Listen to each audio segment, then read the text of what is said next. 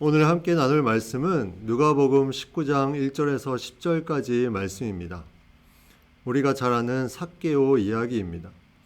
예수님께서 예루살렘에 올라가시는 그 과정 가운데 여리고에서 만난 인물이죠. 여리고에 만난 인물이 또 한 명 나오는데 바로 앞장에 나오는 맹인 바디메오입니다. 삭개오의 내용을 맹인 바디메오 내용과 좀 연결시켜서 우리가 같이 좀 보기를 원하는데요. 바디메오는 거지였죠. 그는 맹인이면서 거지였습니다. 구걸하는 사람이었습니다. 반면에 삭개오는 부자였고 또 세리장이었습니다.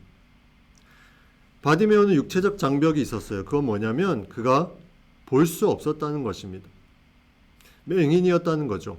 삭개오는 그가 육체적인 장벽이 뭐였냐면 키가 작았습니다. 정신적인 장벽도 서로 있었는데 바디메오는 이 맹인이기 때문에 흠이 있었다는 거죠. 그래서 그가 레위기 21장 말씀에 보면 제사로 성전에 갈 수 없는 그런 부류 중에 한 부류였습니다. 그래서 소경 맹인은 그렇게 제사를 드리기 위해서 성전에 가까이 나아갈 수 없는 그런 정신적인 장벽이 있었다는 거죠. 삭개오는 죄인 취급을 받았습니다. 그는 그냥 살았는데 그가 어떠한 행동의 어떤 잘못들 때문에 그는 죄인 취급을 받아서 이방인과 같은 그런 취급을 받는 정신적인 그런 장벽이 있었다는 거죠. 오늘 본문에 보면 바디메오와 삭개오가 이런 환경적인 장벽이 또 있습니다. 예수님께 나아갈 수 없었던 환경적인 장벽이 뭐냐면 바디메오는 사람들이 방해를 했다는 거죠. 꾸짖고 잠잠하라고 말을 합니다. 그가 소리치면서 다윗의 자손 예수여 나를 불쌍히 여기소서 했지만 사람들이 꾸짖고 잠잠하라고 그렇게 말을 했습니다. 반면에 삭개오는 사람들이 너무나 많고 그가 키가 작았기 때문에 예수님을 보고자 하되 볼 수 없었다는 거죠. 이러한 장벽이 그들 가운데 있었습니다. 근데 이 두 사람의 예수님을 만나는 과정도 너무나 비슷한 부분들이 많이 있습니다. 바디메오는 예수님을 만나기 위해서 계속해서 소리쳤죠. 꾸짖고 잠잠하라고 말한 그 사람들이 있었지만 그럼에도 불구하고 계속해서 소리치면서 나아갔습니다.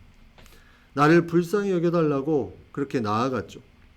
삭개오는 어떻게 했습니까? 그는 돌 무화과 나무 위로 올라갑니다. 이제 뽕나무라고 우리가 알고 있는 그 돌 무화과 나무 위로 올라가서 예수님을 보고자 하는 그 마음의 적극적인 행동을 하게 되죠. 바디메오는 그 간절함이 어떻게 나타나냐면 다윗의 자손이라는 호칭으로 나타납니다. 무리들은 나사렛 예수라고 알려줬지만 이 바디메오는 다윗의 자손 예수요. 그 메시아를 의미하는 다윗의 자손을 부르면서 그를 해방시켜줄 유일한 분임을 그가 고백하면서 나아가는 것을 그 간절함을 나타냅니다. 삭개오는 예수님을 보고자 하는 그 갈망 가운데 그가 이 나무 위로 올라가는 그 간절함이 있었다는 거죠. 여기 예수님의 위로가 각각의 사람들에게 나타납니다. 이 바디메오에게는 어떻게 했습니까? 명하여 데려오라고 말씀합니다. 꾸짖고 잠잠하라고 했지만 예수님께서는 그를 명해서 데려오라고 가까이로 오게 하라고 말씀하고 있죠.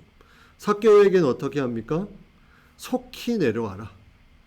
속히 내려와라. 이 삭개오를 인식하고 이렇게 말씀합니다. 내가 오늘 내 집에 유하여야 하겠다. 이 삭개오의 이름의 뜻은 깨끗한 자, 의로운 자 이런 뜻을 가지고 있어요. 근데 삭개오는 그러한 삶을 살지 못했죠. 근데 예수님은 이 삭개오의 그 아픈 마음을 아시고 그 집에 이 죄인 취급을 받는 그 집에 내가 오늘 유하겠다고 말씀하고 있습니다. 얼마나 이들이 위로를 받았을까 우리가 생각해 볼 수 있죠.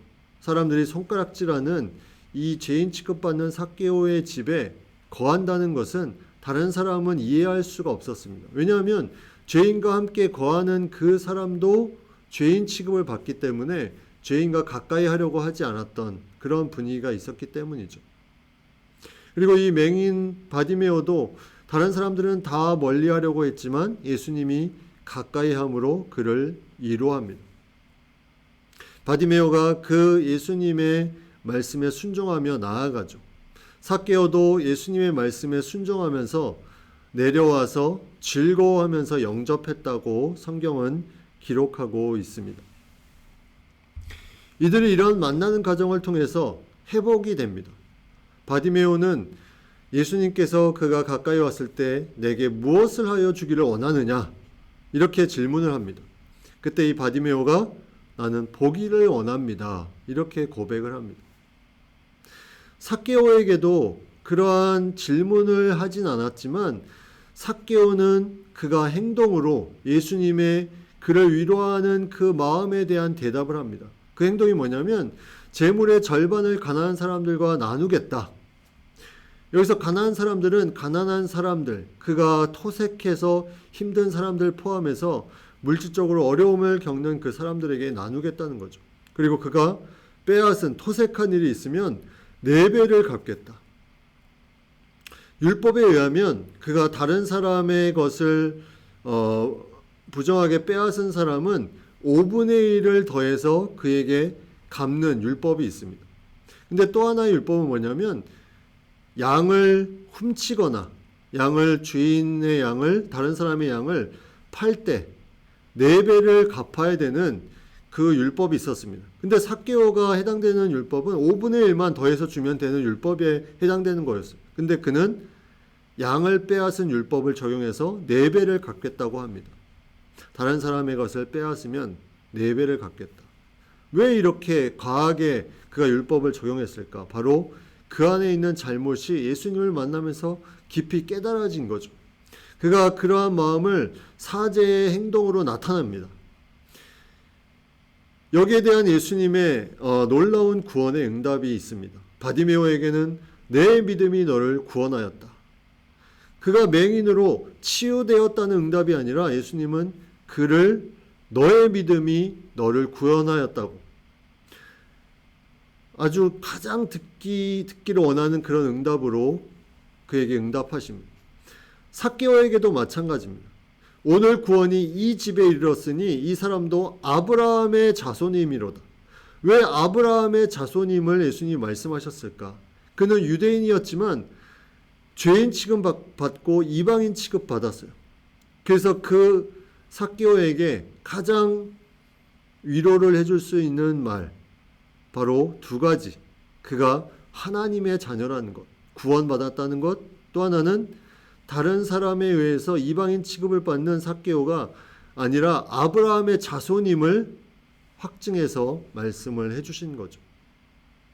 이러한 모습을 통해서 그들이 회복이 됩니다. 그래서 바디메오는 그가 복에 대해서 하나님께 영광을 돌리며 예수를 따르는 인생을 살게 됩니다. 그 주변 사람들이 그 모습을 보고 하나님을 찬양하는 내용이 앞에 18장에 나오고 있죠. 그가 정말 눈을 뜬 것은 육신의 눈이 아니었고 영적인 눈이었다는 거죠.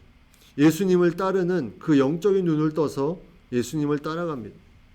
삭개오도 마찬가지로 그가 죄인의 신분에서 아브라함의 자손의 신분으로 그가 이방인 취급받고 그런 상황에서 유대인으로 다시 회복된 것이 전부가 아니라 그는 하나님의 자녀가 되는 그런 구원이 이 집에 이르렀도다 하는 놀라운 하나님의 응답을 받게 됩니다.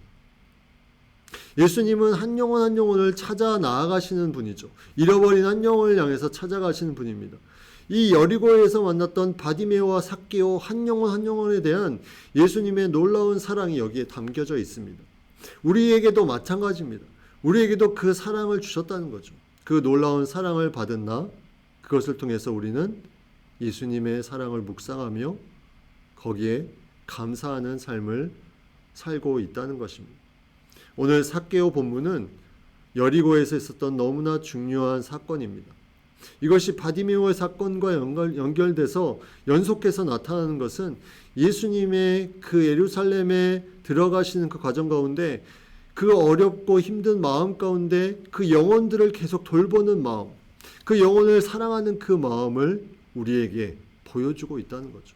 환경을 뚫고 간절한 마음으로 나아가면 예수님은 한 영혼 한 영혼을 보시는 그 마음으로 우리를 긍휼히 여기시고 놀라운 것으로 우리가 생각하는 것 이상으로 채워주시는 분임을 오늘 말씀은 우리에게 말씀해 주고 있습니다.